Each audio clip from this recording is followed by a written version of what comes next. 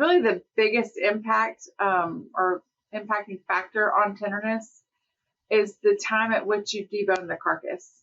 And so it's not necessarily, there's a little bit of impact from age, obviously, but that debone time can really impact the tenderness, and it can mask other effects if it's more severe.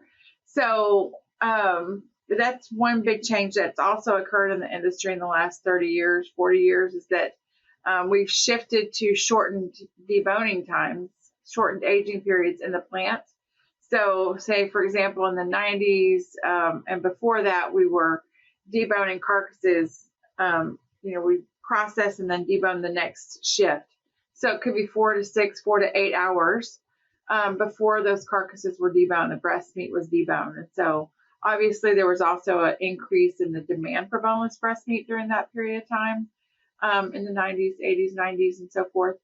And so in the last 20 some odd years, really 2 to 3 hours of aging is very common, but that's also a time period at which the tenderness can be affected the most.